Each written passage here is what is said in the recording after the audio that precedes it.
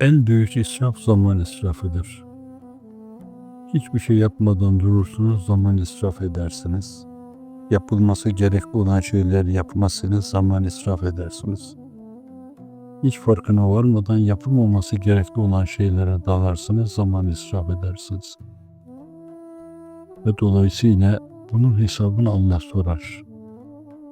Zaman israfını sorar Allah. Sadece yemede, içmede, yaşamada, onda lükse kaçmada değil yani. Günümüzde belki en çok israf edilen şey, kıyılan şey. Canına kıyılan demek daha uygun zamandır yani.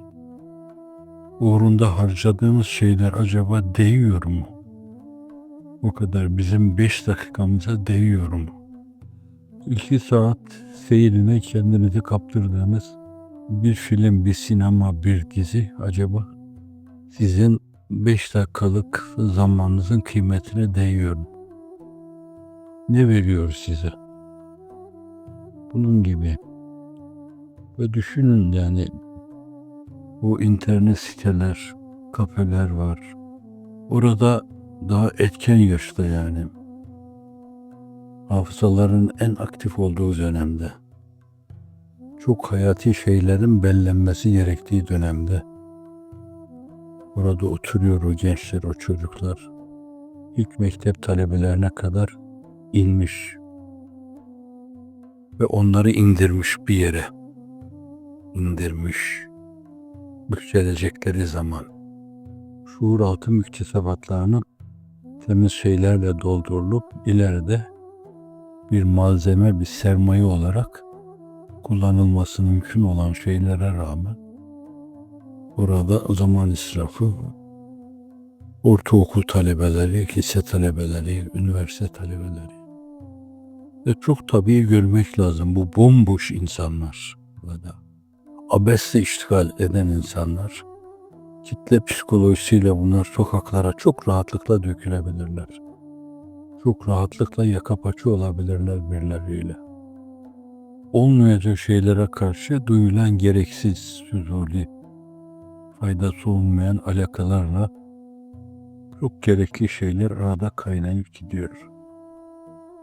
Hz. Pir bir yerden Kur'an-ı Kerim'in silinmesi meselesi biraz hafızaya bağlıyor onu. Bu kadar dağınık hafızalarla bellenmesi gerekli olan şeyler bellenemiyor. Değerlerimizle alakalı temel kaynaklar diyebileceğimiz, mesela Kur'an-ı Kerim, ezberleme bir şeydir ama Kur'an-ı Kerim'i temelde kendi muhtevasıyla ezberlemek ayrı bir şeydir. Belki dili bilmeyen milletimiz için bu ikinci bir iş yani. En azından onu öğrenmek. Fakat o muhtevayı bilme. O muhteva içinde, o muhtevayı takip ederken namazda, namazın dışında, onu okurken başka zaman, hatmederken, bu okumanın dışında esasen onun kendine has derinliklerine dalarak, her gün değişik farklı münasebetler keşfedip böyle, her gün bir Amerika keşfetmiş Christoph Kolomb gibi, bugün ben şununla dönüyorum. Onun içinde şuurunla dolaşma. Ama bir taraftan kirlenmiş, bir taraftan yorulmuş, bir taraftan füzuli şeylerle dolmuş, korteks, nöronlar. Bunu yapamaz ki, gezemez ki. Bir kendi kusurumu size arz ederek sizin içinde ne ifade eder? Siz sonra düşünün.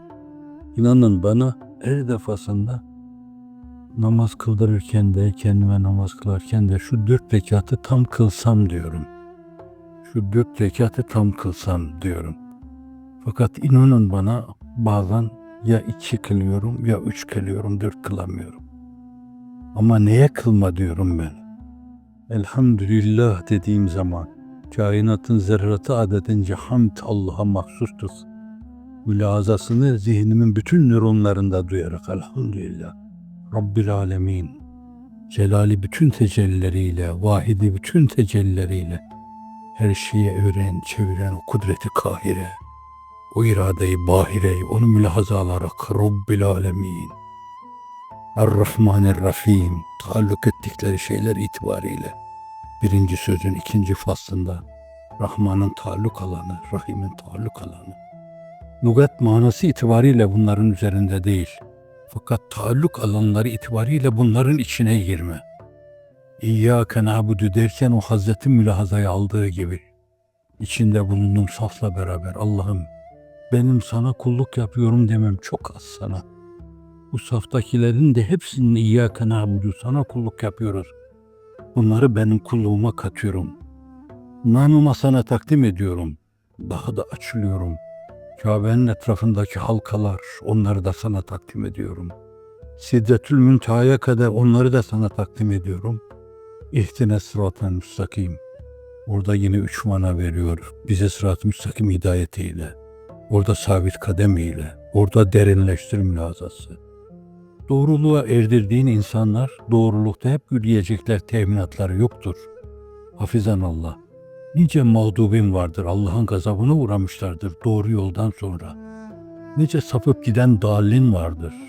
İşte bu mülahazalar içine girerek, bu mülahazalar içinde dolaşarak el pençe divan durmak, rükûa giderken o mülahazalarla gitmek böyle çok defa niyet ediyorum. Şu 4 rekatı 4 rekat olarak kılayım. İnanın başaramıyorum. Bazen 2'de kalıyor. 3 ettiğim bilmem çok azdır. 4 edersem onu bilmiyorum hayatımda hiç 4 yaptım mı bu mülahazalarla böyle. Bu defa da diyorum ki bunlar sana karşı azdır. Ma zekernâke hakka zikrike ya meşhur. Ma abednâke hakka ibadetke ya ma'bud. Ma şekernâke hakka şükrike ya meşkur. Ben gerçekten bir nebi atmosferi içinde, tam onun arkasında kuyruğunu sallayan bir kıtmir olarak duyduğu her şeyi duysam, sana karşı yine vazifemi yapmış olamam ve senin hakkını yerine getiremem, senin hakkıyla zikredemem. Tamam edememede, tamam edememenin, tamamiyete erememenin hüznünü yaşama, kederini yaşama. Kendi kendine selam verdikten sonra yuh bana, yine tamama niyet ettim, yine yarım bıraktım.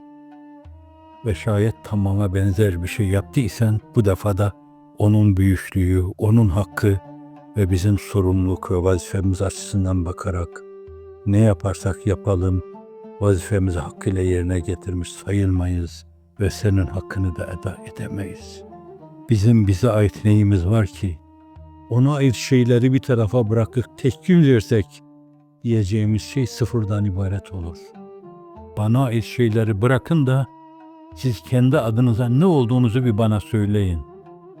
Zannediyorum herhalde şuurumuz yerindeyse hiç diyeceğiz. Hiç mırıldanacağız. Onun hakkı o kadar büyük, bizim vazifemiz de bu kadar çok önemli, çok hayati. Öyle derin bir kulluk, duyarak bir kulluk, yaşayarak bir kulluk. Zannediyorum günümüzün insanlığı böyle bir şeye muhtaç esasen. Şimdi doğru Müslüman olmak lazım. Günde 40 rekat namazımızda ihtine sıraten müstakim. Bazen uyduğumuz insanın dediğine amin demek suretiyle iştirak ediyoruz. Bazen de kendimiz söylüyoruz bunu. 40 rekat nafilede kılıyorsak Allah'ım bizi itidalli yola, adalet yoluna, istikamet yoluna, Nebine emrettiğin yol, festakim kema ümirt sözüyle onu yaşlandıran o mübarek emrini ruhlarımıza duyur ve bizi onunla doyur. Müslümanlığı ve hakkın yaşamaya muvaffak kıl. Başkaları da görsün onu diyelim. Evet, böyle olmayınca zannediyorum bu hastalıklar güve gibi böyle bizim düşünce dünyamızı yiyecek, bitirecek böyle hiç farkına varmadan. Başkalarına söğüş saymakla teselli olmaya çalışacağız. Hakaret edeceğiz, ayıplayacağız ama ciddi bir reçete ortaya koyamayacağız. O reçete Kur'an'dı. O reçete sahibi şeriatın şanlı beyanıydı ve mücedditlerin o mevzudaki teşrihatıydı, tefsirleriydi, tavzihatıydı. Biz bize ait şeylerin hepsini terk ettiğimizden değerler yetimi olarak 18. asrı, 19. asrı, 20. asrı idrak ettik. Değerler yetimi olarak 3 asırdan beri mağaradakiler gibi. Onlar gibi hiç olmasa metafizik bir gerilim olsaydı. onlar gibi. Orada öldüler fakat bir dirilişe vesile oldular. Hiç olmazsa öyle olsaydı. İslam'ın güzelliği falan diyorsanız esasen müalayaniyatır, terke bağlıdır o. Ben insana alakadar etmeyen şeylerle insanın meşgul olmamasına. Doğrusu zaman israfı var aynı zamanda. İmkanların israfı var. Kendi enerjimizin israfı var. Dimağın israfı var. Bu da bir kapasitesi var nihayet yani. Buna bir şeyi taşıyabiliyorsa, iki şeyi taşıyabiliyorsa, 4 şey yüklediğiniz zaman bunu pes ettirirsiniz. İnsan kaybeder, aklını kaybeder. Ve zannediyorum günümüzde biraz bu yorgun dimağlar, bu kirlenmiş dimağlar, malayaniyatla meşgul olmuş dimağlar, yorulmuş dimağlar, üst üste böyle müterakim problemler karşısında bir şey yapamıyorlar, çözemiyorlar. Problemleri idare edemiyorlar. Yerin yerin yani. İlerlerine gittikleri her problem yeni bir problem doğuruyor. Problemler komplikasyonu içindeyiz, sarmalı içindeyiz. Çünkü öyle yorgun dimağlar, malayaniyatla meşgul olan dimağlar, o işe konsantre olamayan dimağlar bilemeyecekler o meseleyi. Hele böyle bir kolektif şuura müracaat etme, ortak akla müracaat etme meselesi de olmayınca bilen oldu. Evet, maalesef malayaniyat günümüzü işgal etmiş, hakimiyeti demir pençesi içine almıştır her şeyiyle. Burada istidrada arz edeyim, antiparantez demek bu Frenkçesi. Bunları söylerken hani televizyonun, belki gazetenin ve internetin, işte Twitter plan, şimdi telefonlara bile girdi artık her şey. Şimdi bir böyle arzu ettiğin şeylere çabuk yetişme imkanı var yani. Mesela bir de o yanı var.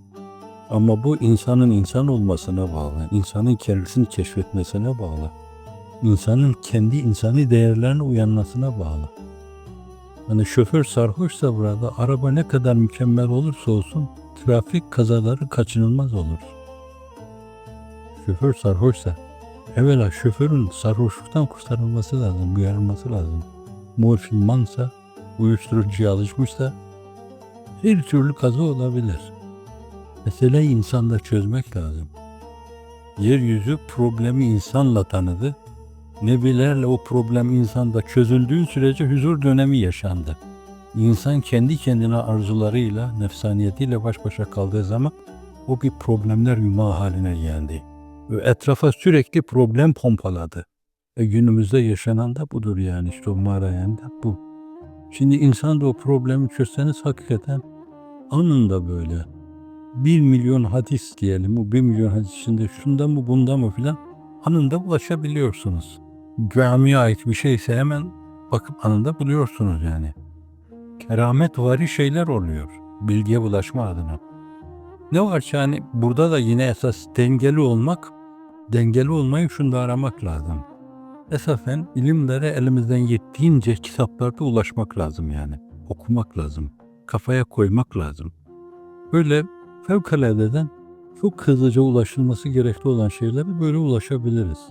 Yoksa nasıl olsa makinalarda bilgi var. Bizim bir şey okumamıza, kitap okumamıza gerek yok. İhtiyaç duyduğumuz zaman hemen bir tuşa dokununca her şey önümüze dökülüyor. O kafada kalmaz. Bu ilimler adına sizin terkibinize, tahlilinize, analizinize, sentezinize bir unsur teşkil etmez. Bir vesile olamaz o. Okumak lazım esasen, müzakere etmek lazım, müteala etmek lazım. Her şeye gücünüz yetmeyebilir yani.